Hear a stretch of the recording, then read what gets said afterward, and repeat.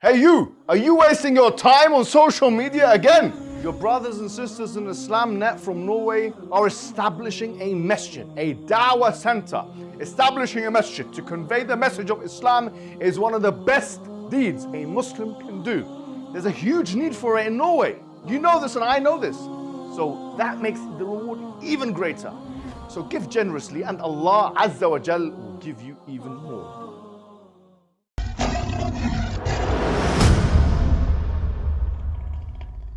Assalamu alaikum wa rahmatullahi wa barakatuh. How are you guys doing? This is a follow-up video from one that I've done before about issues relating to LGBTQ, especially pertaining to the Muslim community, the traditionalist Muslim, you just call it the Muslim community. And in the previous video that I made, I was speaking particularly about some approaches of some dawah organizations. I mentioned ICNA, I mentioned Yaqeen, I mentioned some figures of dawah, like Sheikh Yasir Qadhi and Sheikh Omar Sulaiman and Dr. Jonathan Brown and other individuals who are, I would consider, big players in the dawah at least, or in the public discourse, and rightfully so, because they have made many contributions which some of their detractors will never be able to make, let alone have made in the past. For example, Yasir Qadhi has done some great work, especially relating to the seerah that he's put up in the English language. I don't think almost anyone has done anything like that in terms of the effort and the output that was put into that, and the originality and the research that must have been put into such a thing. Likewise, Omar Sulaiman, mashallah, he's done really great work. And when it comes to the production quality of some of the things that have come out from Yaqeen, I think everyone agrees that it's really brilliant and excellent. And when he comes and speaks, especially when he storytells, and I have to say it's really, really like inspirational the way he speaks about some of the prophets of the past and some of the companions of the past. Mashallah, it's excellent. And Jonathan Brown, an excellent A-star, A-grade academic who's done some really great work in the past. And I think a lot of the detractors that do attack these people may have perverse intentions, quite frankly. I mean, and I will repeat, will not in the future, let alone have in the past, be able to produce anything like what these individuals have produced in terms of their contribution to the Islamic discourse for the Muslim people. So we have benefited from that, and I think it's important to start with that kind of recognition, because these people have been in the da'wah and in the public space much longer than we have, and we have benefited. I have personally benefited so much from all three individuals, I must say. And so I don't want anyone to think that this is trying to cancel them or something like this. And wallahi, what do we gain from that? They are our friends. We have a good personal relationship with them. I've spoken to Yasir Qadhi twice. We've done 2 podcasts together. Jonathan Brown, I've done a podcast with him. We have a good personal relationship. There's no need or reason or personal gain that I get from this at all. At all. The second thing I'll say is they've done great work and they continue to do great work. And we don't want to disturb that great work. Now, having said all that, what I will say is this. There are some approaches which need to be examined. Okay, there are some approaches that need to be examined. Now, recently, I was very encouraged to find that after I done my first video, that Yaqeen actually done a webinar. Yaqeen done a webinar on LGBTQ issues. I think that was the name of the webinar. And they did clarify a lot of things. They've clarified the ahkam of same-sex relationships and so on. And I was very encouraged to see this clarification. I'm happy, and really, I salute the effort and commend it genuinely. I'm not just saying that. And even Yasir Qadhi came out and made a video about transgenderism and the fatwas on that and so on. And honestly, I really appreciate the self-reflective nature of the Institute, that you've been able to do all that kind of thing. But what I will say is this. The level of clarification, there's a question I have to you. Is the level of clarification in line or commensurate with the level of doubt or shubha that has been created? This is a question from me to you. Is the level of clarification that has been provided commensurate or with the level of shubha that has been created? Now, you may ask, why should there be such a shubha when we have consistently made, our points clear on the ahkam of same-sex relationships? I'll tell you why. And since I've had these conversations online, public conversations, which are on the public record, which people can watch, I'll give you 3 examples of it, in fact. the level of shubha or doubt has been created on account of some of the stances that Yaqeen have taken. For example, Jonathan Brown made an article, or has written an article that was then put onto Yaqeen, which argued for the case of us supporting, as the Muslim community, same-sex marriage. Now, he says it wasn't an Islamic case, and he put so many caveats. It wasn't quid pro quo, and it wasn't this and so on. Nevertheless, it was an article that argued that Muslim people should vote for homosexual marriage in America, or maybe elsewhere, okay? And it was on a website of an organization which was meant to represent the interests of the Muslim people, and it was really an apologetic organization which is meant to deal with the doubts of the people. If it is a political article, what is it doing on an Islamic website? Isn't that a shubha that is being created? So the question now which begs itself is, can Muslim people support such a thing which is antithetical to their own beliefs? Are you telling me that such a thing was not a shubha? It was a shubha, and the evidence of that is that it was removed subsequently after these discussions were had in the public sphere, after we had him on the MH podcast, after the Muslim community wasn't buying, quite frankly, the series of justifications that Jonathan Brown has put forward. It was removed. But it was removed without clarification. It was removed without consolation. It was removed without retraction, formal retraction. It was just inconspicuously removed. And is that enough? Is that sufficient for the Muslim community? I say no, it's not enough. After you've done something like that, which no Muslim scholar in the history of Islam has argued, you make an argument that no precedent has been given for, jurisprudentially, and then you just remove it and then no clarification is given.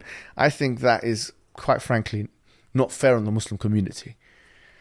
A second example is, there's an entire framework that Amr Sulaiman has put forward on fruitful coalition building, he calls it. And it's still up there now. And he's got levels of it. And we're seeing Amr Sulaiman, shake hands and hold hands and so on with members of the LGBTQ community, walking in the parades and doing these practices and rituals and all this kind of things, which has been refuted for, and rightfully so, quite frankly. And then, is the level of apology and the level of clarification, was it in line with that? You have to ask yourself that question. Secondly, why is it the case that the only relationship that the big players of American dawah have had with homosexuals is one where they're A, either on the back foot, or B, trying to build coalitions? Is this really the Quranic model? Wallahi, it's not. Uqsum billah al-azim. Wallahi, it is not. What would Lut say, alayhi salam, if he saw the state of da'wah is that the only thing the Muslims are doing with individuals who are self-proclaimed happily homosexuals is this? I don't think I'm so sorry. I don't think you would endorse that in the least. Why have you never given da'wah? Why have we never seen any of you give da'wah to individuals who are exhibiting this feeling from the non-Muslim community? True relationship building is not having a phony relationship based on disingenuous beliefs, or that you try and put the elephant under the carpet or something. No, true relationship building is where you agree to disagree. That is why the homosexual community, some of which they have no problem with me, it's all for the public record to see. I've had conversations with them in the public space, and after I've explained to them my entire ethos and all my beliefs, it's still agree to disagree, and it's actually happy days because there is tolerance in that community. I mean, it's not like they're completely intolerant to the Muslim people. Do you have such maybe fear that you'll be rejected by them, that you cannot even engage with them in a positive manner, telling them what Islam is? Why have we not seen one single video or something on the public record where you are challenging the beliefs and the stances and the practices of those individuals who we call brothers and sisters in humanity?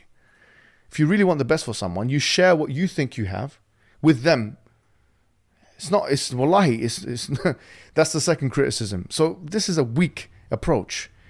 And this weakness was exhibited for all to see in the following clip, which I found was, wallahi, when I first saw it, I was very upset and angered on behalf of Sheikh Yasser Qadhi. Let's watch the clip together. Do you see how that's problematic for a lot of people listening who will say, you say they're welcome in your mosque, but they're welcome as sinners, and that might make people not feel very welcome? It's not our job to judge others. I'm willing to allow them their rights. Are they willing to allow me my rights? When you say you're willing to allow them their rights, their political rights. So you support same-sex marriage? I support the notion that the American government is not in charge of morality. Okay, so you're not opposed to same-sex marriage?